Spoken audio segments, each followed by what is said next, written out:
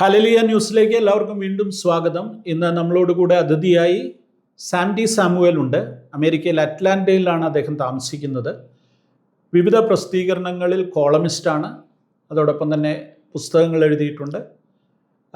പ്രതിഭാധനായ ഒരു എഴുത്തുകാരൻ, ചിന്തകൻ എന്നുള്ള നിലയിലൊക്കെ സമകാലീനമായ സാഹചര്യങ്ങളെ, ലോകത്തിൻ്റെ ഗതിവിഗതികളെയൊക്കെ വിലയിരുത്തുകയും അത് ശക്തമായ ഭാഷയിൽ എഴുതുവാൻ കഴിവുള്ള ഒരു വ്യക്തിയുമാണ് സാൻഡി സാമുവേൽ. അദ്ദേഹവുമായിട്ട് ഇപ്പോഴത്തെ ഏറ്റവും കറൻറ്റ് ഇഷ്യൂസ്, ലോകം മുഴുവൻ വളരെ പ്രതീക്ഷയോടുകൂടെ കാത്തിരുന്ന ഒരു കാര്യമാണ് ട്രംപിൻ്റെ പുതിയ ഇടപെടലിലൂടെ അല്ലെങ്കിൽ 20 ദിന നിർദ്ദേശങ്ങൾ, സമാധാന ഉടമ്പടി, ഇസ്രായേൽ ഗാസ അല്ലെങ്കിൽ ഹമാസ് യുദ്ധം അവസാനിച്ചു. അവിടെ ബന്ദികളെ കൈമാറി ഒരു സന്തോഷത്തിൻ്റെ അവസ്ഥ ലോകത്തിന് മുഴുവൻ ഉണ്ടായിരിക്കുന്നു. ഗാസയുടെ ഭാവി എന്തായിരിക്കും എന്നുള്ളതിനെക്കുറിച്ച് ആശങ്കകളൊക്കെ ലോകം പങ്കുവയ്ക്കുന്നുണ്ടെങ്കിലും കഴിഞ്ഞ 2 വർഷത്തെ വേദനാപൂർണമായ യുദ്ധ സാഹചര്യങ്ങൾ, ദുരിതപൂർണമായ ജീവിത സാഹചര്യങ്ങളൊക്കെ, ഗാസയിലെ തകർക്കപ്പെട്ട ഒരു സമൂഹത്തിൻ്റെ അവസ്ഥ, ഇതെല്ലാം നമ്മൾ കണ്ടു. അതോടൊപ്പം ബന്ദികളുടെ വേദനകൾ നമ്മൾ കണ്ടു, അവരുടെ കുടുംബാംഗങ്ങളുടെ വേദനകൾ കണ്ടു. ജിയോ പൊളിറ്റിക്സ് എല്ലാം മാറി മറിഞ്ഞ സാഹചര്യങ്ങൾ കഴിഞ്ഞ 2 വർഷങ്ങൾ കൊണ്ടുണ്ടായത് നമ്മൾ കണ്ടു. ഈ സാഹചര്യങ്ങളിൽ ഇനി എന്ത് സംഭവിക്കും? ഗാസയിൽ എന്താണ് നടക്കുവാൻ പോകുന്നത്? ഇപ്പോഴുണ്ടായിരിക്കുന്ന ഈ വെടിനിർത്തൽ അല്ലെങ്കിൽ യുദ്ധവിരാമം ഒരു പൂർണ്ണമാണോ? ഭാവി എന്തായിരിക്കും? അതോടൊപ്പം തന്നെ ഇസ്രായേലിനെ കുറിച്ച് നമ്മൾ സംസാരിക്കുമ്പോൾ അതെല്ലാം വേദപുസ്തകത്തിൻ്റെ അടിസ്ഥാനത്തിലും പ്രവചനങ്ങളുടെ ഉൾക്കാഴ്ചയിലും കാണുന്ന ഒരു രീതിയാണ് പൊതുവിൽ ക്രിസ്ത്യാനികൾക്കുള്ളത്. അപ്പോൾ അത് എപ്പോഴും നമ്മൾ പറയുന്നത് കർത്താവിൻ്റെ മടങ്ങിവരവിൻ്റെ സമയം ഏറ്റവും അടുത്തായിരിക്കുന്നു എന്നുള്ളതിൻ്റെ തെളിവാണ് ഈ കാര്യങ്ങളെല്ലാം. അല്ലെങ്കിൽ ഇസ്രായേലിൽ സംഭവിക്കുന്ന ഓരോ ചെറിയ കാര്യങ്ങളും ആ ഒരു വ്യൂ പോയിൻ്റോടുകൂടെ കാണുകയും വിശകലനം ചെയ്യുകയും ഒക്കെ ചെയ്യുന്നതിൽ നമ്മൾ ശ്രദ്ധിക്കാറുണ്ട്. പ്രത്യേകിച്ച് നമ്മുടെ പ്രസംഗകർ, എഴുത്തുകാർ ഒക്കെ ആ നിലയിൽ ചിന്തിക്കാറുണ്ട്. അപ്പോൾ എന്താണ് ഇനി ഗാസയിൽ സംഭവിക്കുവാൻ പോകുന്നത്? ഇത് ലോകത്തിൻ്റെ ഗതിയെ എങ്ങനെ മാറ്റിമറിക്കും? ഇപ്പോഴുണ്ടായിരിക്കുന്ന ഈ സമാധാന അന്തരീക്ഷം നിലനിൽക്കുമോ? ഈ കാര്യങ്ങളെക്കുറിച്ച് ലോകത്തെ മുഴുവൻ ഈ കാര്യങ്ങളെല്ലാം വിശകലനം ചെയ്യുന്ന ധാരാളം ആളുകളുണ്ട്. അതുപോലെ തന്നെ ആത്മീയമായ ഒരു കണ്ണോടുകൂടെ ഈ കാര്യങ്ങളെ നോക്കിക്കാണുന്ന ഒരു വ്യക്തി എന്നുള്ള നിലയിൽ, ഒരു എഴുത്തുകാരൻ എന്നുള്ള നിലയിൽ സാൻഡി സാമുവേൽ ഈ വിഷയങ്ങളെക്കുറിച്ച് നമ്മളോട് സംസാരിക്കുന്നതായിരിക്കും. കഴിഞ്ഞ ദിവസം ഒരു ഉച്ചകോടി സമ്മേളനം നടക്കുകയുണ്ടായി, ലോക സമാധാന ഉച്ചകോടി. അതിന് അവിടെ വിവിധ രാഷ്ട്രങ്ങളിൽ നിന്നുള്ള നേതാക്കളും രാഷ്ട്രീയക്കാരും എല്ലാവരും കടന്നു വരികയും ഏതാണ്ട് 10-20 രാജ്യങ്ങളിൽ നിന്നുള്ള പ്രതിനിധികൾ അവിടെ വരികയുണ്ടായി. അവരവിടെ വെച്ചൊരു സമാധാന കരാർ ഒപ്പുവെച്ചു. അത് ഹമാസും ഇസ്രായേലും തമ്മിലുള്ള കഴിഞ്ഞ 2 വർഷമായി നടന്നു വന്ന യുദ്ധത്തിന് ഒരു വിരാമം കുറിക്കുന്ന ഒരു പ്രക്രിയയായിട്ടാണ് അത്. പക്ഷേ ഇസ്രായേലിൻ്റെ പ്രധാനമന്ത്രി ആ മീറ്റിങ്ങിൽ പങ്കെടുത്തില്ല. അദ്ദേഹം പങ്കെടുത്തില്ല. ഹമാസിൻ്റെ പ്രതിനിധിയും പങ്കെടുത്തിട്ടില്ല. അപ്പോൾ എന്നാൽ ഇതിൻ്റെ വെളിച്ചത്തിൽ ഒരു വെടിനിർത്തൽ നിലവിൽ വന്നിട്ടുണ്ട്. അതെ, ബന്ദികളെ ഏറ്റവും പ്രധാനപ്പെട്ട കാര്യം ആ ബന്ദികളെ വിട്ടു എന്ന് പറയുന്നത് തന്നെ ലോകത്തെ സംബന്ധിച്ചിടത്തോളം ഒരു പ്രതീക്ഷ ഉളവാക്കുന്ന കാര്യമാണ്. യുദ്ധം അവസാനിച്ചത് തന്നെ ഒരു വലിയ പ്രതീക്ഷ ഉളവാക്കുന്ന കാര്യമാണ്. കഴിഞ്ഞ 2 വർഷമായിട്ട്. എന്നാൽ ഈ ഇത്രത്തോളം നീണ്ടുപോയി എന്നുള്ളതിലാണ് ഒരല്പം ഒരു അത്ഭുതം. ഇസ്രായേലിൻ്റെ ചരിത്രം നോക്കിയാൽ 6 ദിവസം കൊണ്ട് പണ്ട് 67 നടന്ന 6 ദിവസത്തെ യുദ്ധത്തിൽ അന്ന് ഇത്രയും ശക്തി ഇല്ലാത്ത ഇസ്രായേൽ, അതെ, ഇത്രയും ശക്തി ഇല്ലാത്ത 48 ആയുധങ്ങളില്ലാത്ത ഇസ്രായേലിൽ അന്ന് കേവലം 6 ദിവസം കൊണ്ട് ഇസ്രായേലിൻ്റെ 3 ഭാഗങ്ങളിൽ നിന്നും നടന്ന ആക്രമണം, സിറിയയിൽ നിന്ന് പല രാജ്യങ്ങൾ ഒന്നിച്ചു ചേർന്ന്, ഈജിപ്റ്റ് സൗത്ത് ഭാഗത്തു നിന്ന് ഈജിപ്റ്റും വടക്ക് നിന്ന് സിറിയയും കിഴക്ക് നിന്ന് ജോർഡനും കൂടെ കൂടി, പിന്നെ പടിഞ്ഞാറ് വശത്ത് മധ്യധരണി ആഴിയാണ്, അവിടെ ഇല്ല. ബാക്കി 3 ഭാഗത്തു നിന്നും ഒന്നിച്ചാക്രമിച്ചപ്പോൾ ഇവരതിനെ പ്രതിരോധിച്ചു എന്ന് മാത്രമല്ല, ഇവരെ അവരുടെ പ്രദേശങ്ങൾ കൂടെ കൈയടക്കി സീനായ് പ്രദേശങ്ങൾ, ഗോലാൻ പീഠഭൂമി, അതുപോലെ ഗാസായ വെസ്റ്റ് ബാങ്ക്, ഇതെല്ലാം ഇസ്രായേൽ കൈവശപ്പെടുത്തി. യെരുശലേമിൻ്റെ ഒരു ഭാഗം, ഈസ്റ്റേൺ ജെറുസലേം, അതും പിടിച്ചടക്കി ഇസ്രായേൽ കേവലം 6 ദിവസം കൊണ്ട്. മറ്റൊരു ഉദാഹരണം, നമ്മൾ പണ്ട് എയർ ഫ്രാൻസിൻ്റെ വിമാനം ഉഗാണ്ടയിലെ എൻഡബെ എയർപോർട്ടിൽ നിന്നും എൻ്റെ എയർപോർട്ടിൽ കൊണ്ടുവന്ന് അവരിറക്കി 102 പേരെ ബന്ദികളാക്കി അവരെ മോചിപ്പിക്കാനായിട്ട് ഇസ്രായേൽ നടത്തിയ ഒരു ഓപ്പറേഷനുണ്ട്. മൊസാദിന്റെ ചരിത്രം വായിക്കുമ്പോൾ അത് കേൾക്കുമ്പോൾ നമ്മളിങ്ങനെ ആവേശം കൊള്ളുന്ന ഒരു സംഭവം. അതൊക്കെ 76 മറ്റോ ആണ്.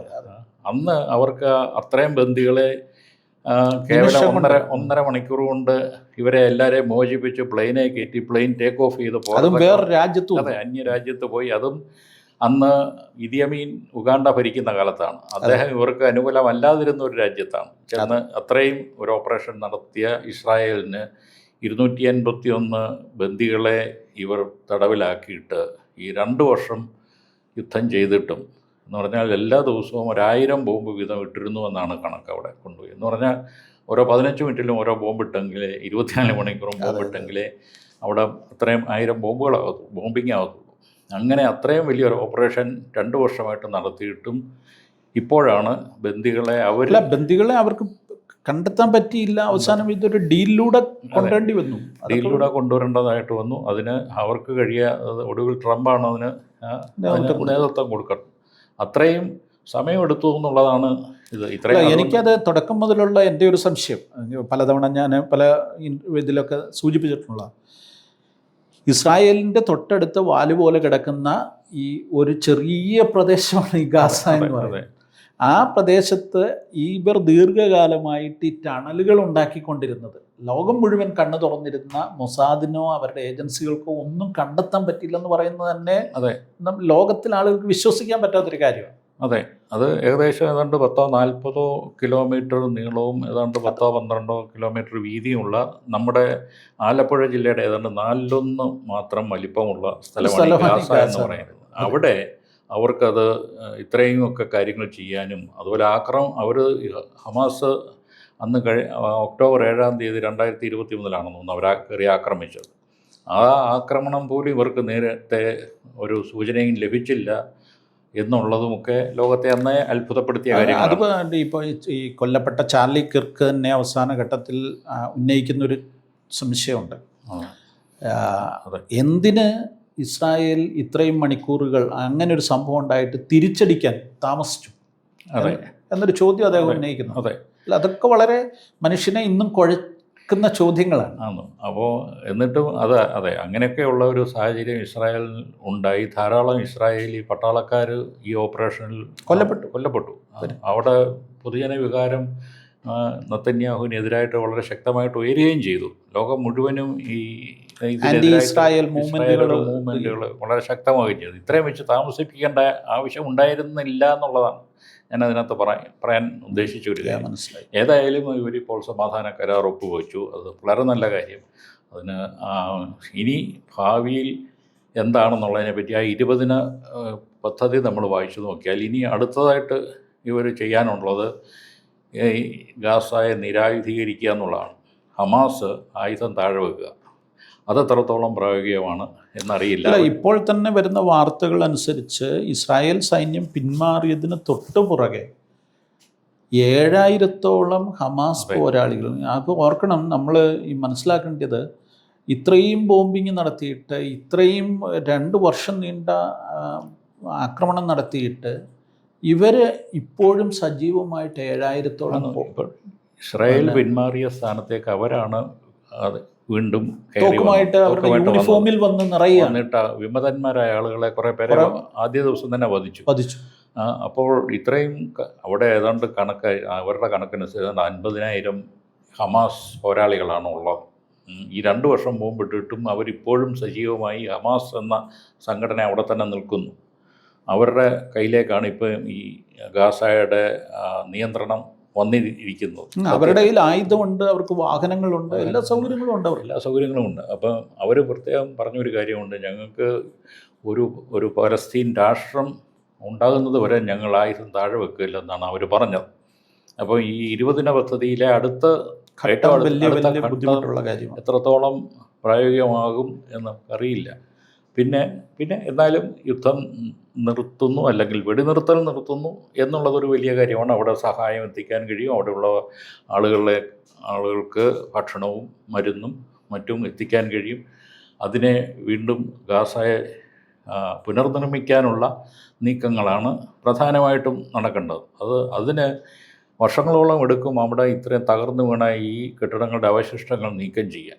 അതിനുശേഷം അതിനെ ഒരു വലിയൊരു നഗരമായിട്ട് ഇപ്പം നമ്മുടെ ദുബായ് പോലെയോ അല്ലെങ്കിൽ പഴയ ഹോങ്കോങ് പോലെയോ ഒക്കെ ഒരു വലിയ ആഘോഷ കേന്ദ്രമോ അല്ലെങ്കിൽ വലിയ വലിയ ബിസിനസ്സുകളും കെട്ടിടങ്ങളും ഒക്കെ ഉള്ള ഒരു മെഡിറ്ററേനിയൻ തീരമാണ്, സമുദ്ര തീരമാണ്, വലിയ സാധ്യതകളുള്ള സ്ഥലമാണ്. അപ്പോൾ അവിടെ അങ്ങനെ വികസിപ്പിക്കണം. അതുകൊണ്ടാണ് ട്രംപ് ഇതിനെ റിവേർ ആക്കും എന്നൊക്കെ പറഞ്ഞത്. ട്രംപ് റിവേർ ആക്കുമെന്ന് പറഞ്ഞത് തന്നെയല്ല, അദ്ദേഹത്തെ സംബന്ധിച്ചിടത്തോളം പറഞ്ഞ അദ്ദേഹം അധ്യക്ഷനായ ഒരു സമിതിയായിരിക്കും ഇതിൻ്റെ ഭരണം. അപ്പോൾ അദ്ദേഹം ഇനി അമേരിക്കൻ പ്രസിഡന്റ് സ്ഥാനം 3.5 വർഷത്തിന് ശേഷം മാറിയാലും ഇത് അദ്ദേഹത്തിൻ്റെ ഒരു ചെറിയ രാഷ്ട്രമായിട്ട് അവിടെ നിലനിൽക്കും. അദ്ദേഹം ലോകത്തിൽ തന്നെ അദ്ദേഹത്തിൻ്റെ സ്വാധീനം ചെയ്യുന്ന ഒരു നിലയിലേക്കാണ് അത് ചെയ്യുന്നത്. അത് കുഴപ്പമുള്ള കാര്യമല്ല. അദ്ദേഹം അതൊരു നല്ല നഗരമായിട്ട് വളരട്ടെ. അവിടെ ഇപ്പോഴും അവശേഷിക്കുന്ന പലസ്തീനികൾക്കും അവിടെ ജോലി സാധ്യതകളും അവിടുത്തെ മറ്റു കാര്യങ്ങളും. അല്ലെങ്കിൽ തന്നെ ഇപ്പം നമ്മൾ ഈ പലതവണ ഇസ്രായേലിലൊക്കെ പോയിട്ടുള്ളത് കൊണ്ടറിയാം, ഈ പലസ്തീനികൾ ഇസ്രായേലിൻ്റെ സഹായം സ്വീകരിച്ചുകൊണ്ട് അവർ കൊടുക്കുന്ന വൈദ്യുതി, അവർ കൊടുക്കുന്ന വെള്ളം, അവർ കൊടുക്കുന്ന സഹായം ഇതെല്ലാം വാങ്ങിക്കൊണ്ടാണ് എന്ത് ചെയ്യുന്നത്, അവർ സർവൈവ് ചെയ്യുന്നത്. മാത്രമല്ല ഇസ്രായേലിൽ വന്ന് ജോലി ചെയ്താണ് ഇവർ ജീവിച്ചുകൊണ്ടിരുന്നത്. അതെ, അവർ പ്രത്യേകിച്ചും ഇപ്പം നമ്മൾ ഈ പലസ്തീൻ ഈ രാഷ്ട്രമെന്ന് പറയുമ്പോൾ അതൊരു 2-3 ഭാഗങ്ങളായിട്ടാണ് കിടക്കുന്നത്. വെസ്റ്റ് ബാങ്ക് ഉണ്ട്, ഗാസയിൽ ഇവരുണ്ട്, ഈസ്റ്റ് ജെറുസലേമിൽ ഇവരുണ്ട്. അപ്പോൾ ഇങ്ങനെ ഒരു 2-3 ഏരിയയിലായിട്ടാണ് അവർ കേന്ദ്രീകരിച്ചിരിക്കുന്നത്. അതിൽ വെസ്റ്റ് ബാങ്കിൽ PLOയുടെ ഭരണത്തിന് കീഴിലാണ് അത് കിടക്കുന്നത്. ഗാസയിൽ ആണ് ഹമാസ് ഭരിക്കുന്നത്. എന്നാൽ ഈസ്റ്റ് ജെറുസലേമിൽ ഇവർക്കാർക്കും പ്രത്യേകിച്ച് ഭരണമൊന്നുമില്ല. ഈസ്റ്റ് ജെറുസലേം എന്ന് പറയുന്നത് നമ്മളൊക്കെ എപ്പോഴും പോകുന്ന സ്ഥലങ്ങളിൽ എല്ലാം അവിടുത്തെ ദേവാലയം നിന്ന സ്ഥലം, അവിടുത്തെ വിലാപമതിൽ നിൽക്കുന്ന സ്ഥലം, മറ്റ് പ്രധാനപ്പെട്ട സ്ഥലങ്ങളെല്ലാം ഉൾക്കൊള്ളുന്ന ഈസ്റ്റ് ജെറുസലേം അത് ഇസ്രായേലിൻ്റെ തന്നെ പൂർണ്ണമായ കസ്റ്റഡിയിൽ തന്നെയാണ് ഇപ്പോഴും ഉള്ളത്. അപ്പോൾ ഇവർ പറയുന്നത് പോലെയുള്ള ഒരു പലസ്തീൻ രാഷ്ട്രം രൂപീകരിക്കുമ്പോൾ അവർ ഉദ്ദേശിക്കുന്നത് ഈ ഈസ്റ്റ് ജെറുസലേം ഉൾപ്പെടെ ഈസ്റ്റ് ജെറുസലേമാണ് അവരുടെ തലസ്ഥാനമായിട്ട് അവർ കരുതുന്നത്. ഒരിക്കലും സാധ്യമല്ലാത്തൊരു കാര്യമാണ്. അപ്പം 20 പദ്ധതിക്കകത്ത് നോക്കിയാൽ ഒരു രാഷ്ട്രം രൂപീകരിക്കുന്നതിൻ്റെ പ്രാഥമിക നടപടികളായിരിക്കും ഇതെന്ന് അതിനകത്ത് പറഞ്ഞിട്ടുണ്ടെങ്കിലും അത് എത്രത്തോളം പ്രായോഗികമായി വരും എന്ന് നമുക്ക് പറയാൻ സാധ്യമല്ല. എന്ന് പറഞ്ഞാൽ അതിൻ്റെ അർത്ഥം ഈ പ്രശ്നങ്ങളൊന്നും പരിഹരിക്കപ്പെടുന്നില്ല എന്നുള്ളതാണ്. അടിസ്ഥാനപരമായ പ്രശ്നങ്ങൾ പരിഹരിക്കുമോ എന്നറിയില്ല.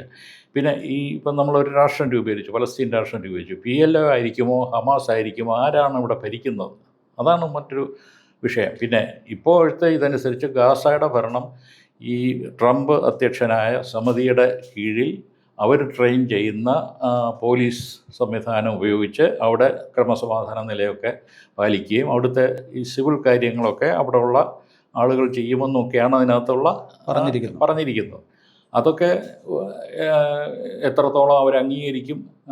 ഹമാസ് തന്നെ പറഞ്ഞു, ഇപ്പം ഹമാസ് പറഞ്ഞു പലസ്തീനികൾ ഉൾപ്പെടുന്നതായ ഒരു സമിതിയാണെങ്കിൽ ഞങ്ങൾക്ക് താല്പര്യമാണ്, അല്ല വിദേശികൾ ഇതിനകത്ത് പാടില്ലെന്ന് അവർ പറഞ്ഞിട്ടുണ്ട്. പക്ഷേ ട്രംപിനെ സംബന്ധിച്ചിടത്തോളം അവിടെ ഒരു വലിയ നമ്മൾ പറഞ്ഞതുപോലെ വലിയ നിർമ്മാണ പ്രവർത്തനങ്ങൾ നടക്കണമെങ്കിൽ ഈ സൗദി, അതുപോലെ UAE മുതലായ പ്രദേശങ്ങളിൽ നിന്നുള്ള അവരുടെ ഓയിൽ മണി കൊണ്ടൊക്കെ വേണം ഇവിടെ വലിയ ബിൽഡപ്പ് ചെയ്യാൻ. അപ്പോൾ അവരൊക്കെ ഉൾപ്പെടുന്ന അവരാണെങ്കിലും ഇൻവെസ്റ്റ് ചെയ്യണമെങ്കിൽ ട്രംപിനെ പോലെ ഒരാളുണ്ടെങ്കിലേ എന്തുള്ളൂ, അവരും വരത്തുള്ളൂ. അത്രേ ഉള്ളൂ. അല്ലാതെ ഇപ്പോൾ പലസ്തീന് ഇത് നിയന്ത്രണം മുഴുവൻ ഏൽപ്പിച്ച പലസ്തീനികൾക്ക് കൊടുത്തു കഴിഞ്ഞാൽ അത് അവർ ഇൻവെസ്റ്റ് ചെയ്യത്തില്ല. അപ്പോൾ അതുകൊണ്ട് അത് ഈ ട്രംപ് നിർദ്ദേശിച്ചിരിക്കുന്ന കാര്യങ്ങൾ നല്ലത് തന്നെയാണ് നടപ്പായി വന്നാൽ. അത് പക്ഷേ എത്രത്തോളം പ്രായോഗികമാകും, അത് പ്രായോഗികമാകാൻ എത്ര കാലം എടുക്കും? അടിസ്ഥാനപരമായി സാറേ ഇതിനകത്ത് ഏറ്റവും പ്രധാനപ്പെട്ട പ്രശ്നം എന്ന് പറയുന്നത് ഈ ഐഡിയോളജിയുടെ പ്രശ്നമാണല്ലോ. ഇപ്പം അവിടെ ഈ ഹമാസിൻ്റെ പോരാളികൾ അല്ലെങ്കിൽ ഈ തീവ്രവാദികൾ എന്ന് പറയുന്നവർ ഇവർ ബാല്യം മുതൽ, തീരെ ചെറിയ പ്രായം മുതൽ ഇവരുടെ ഉള്ളിലേക്ക് ഫീഡ് ചെയ്തിരിക്കുന്ന, ഇവരെ ബ്രെയിൻ വാഷ് ചെയ്ത് വെച്ചിരിക്കുന്ന, ഇവർ ട്രെയിൻ ചെയ്യപ്പെട്ടിരിക്കുന്ന മുഴുവൻ ഇങ്ങനെ ഈ തോക്കെടുത്ത് ഫൈറ്റ് ചെയ്യാൻ വേണ്ടി മാത്രമാണ്. അപ്പം അവരെ സംബന്ധിച്ചിടത്തോളം ഒരു സമാധാനപൂർണ്ണമായ ഒരു അന്തരീക്ഷത്തിൽ എക്സിസ്റ്റൻസ് ഇല്ലാതായി പോകും. അതാണ് അടിസ്ഥാനപരമായ പ്രശ്നം. അവരെ അവിടുന്ന് ഒഴിവാക്കാൻ ഒരു മാർഗവും ഇല്ലെങ്കിൽ, അല്ലെങ്കിൽ അവരെ ഇല്ലാതാക്കാതെ അവരെ നിരായുധീകരിക്കാതെ ഗാസയ്ക്കൊരു സമാധാന അന്തരീക്ഷം ഉണ്ടാകുമെന്ന് നമുക്ക് ചിന്തിക്കാനൊക്കെ. അതെ, സമാധാന അന്തരീക്ഷം ഉണ്ടാകാൻ ബുദ്ധിമുട്ടാണ്. അപ്പോൾ തന്നെ പലസ്തീനികളെ എല്ലാവരെയും ഇപ്പോൾ ഒഴിവാക്കുക എന്ന് പറയുന്നത് സാധ്യമല്ല. കാരണം ഇവരിപ്പോൾ എന്തെല്ലാം ആഘോഷ നഗരങ്ങൾ ഉണ്ടാക്കിയെന്ന് പറഞ്ഞാൽ അവിടെ ജോലി ചെയ്യാൻ ആൾ വേണം. അല്ല, പലസ്തീനികളെ മൊത്തം ഒഴിവാക്കുന്നല്ല, ഈ തീവ്രവാദികളെ ഒഴിവാക്കുക എന്നുള്ളത് സാധിക്കാതെ. തീവ്രവാദികൾ എന്ന് പറയുന്നവർ എങ്ങനെയാണ് തീവ്രവാദികളാകുന്നത്? ഈ യുദ്ധത്തിൽ തന്നെ ഏതാണ്ട് ഇതിനകം 67,000 പേര് മരിച്ചു, അവരുടെയൊക്കെ വീടുകൾ നശിച്ചു. ഇതിനകത്ത് തീവ്രവാദത്തിൽ ഉൾപ്പെടാത്തവർ പോലും നിഷ്പക്ഷമായിട്ട് നിന്നവരും നിരപരാധികളുമായവരുടെ മക്കളും അപ്പനും അമ്മയും എല്ലാവരും കൊല്ലപ്പെടുകയും കെട്ടിടങ്ങൾ ഇടിഞ്ഞു വീഴുകയും ചെയ്തു. അവരൊക്കെ തീവ്രവാദികളായി പോകാതെ നമ്മളവരെ അതനുസരിച്ച് ആണോ? അപ്പോൾ അത് നമ്മൾ ശ്രദ്ധിക്കേണ്ട ഒരു കാര്യമാണ്. ഇവർ തീവ്രവാദത്തിലേക്ക് പോകാതെ ഇപ്പോഴുള്ള തലമുറയെങ്കിലും വിദ്യാഭ്യാസപരമായിട്ടോ അവരുടെ ആ കൾച്ചർ മാറ്റിയെടുത്ത് നമ്മൾ തീവ്രവാദം ഉപേക്ഷിച്ച് സാധാരണക്കാരെ പോലെ ജീവിക്കാൻ. അപ്പോൾ അങ്ങനെ ജീവിക്കണമെന്നുണ്ടെങ്കിൽ അവർക്ക് അതിന് ഉള്ളൊരു സാഹചര്യം നമ്മൾ ഉണ്ടാക്കി കൊടുക്കണം.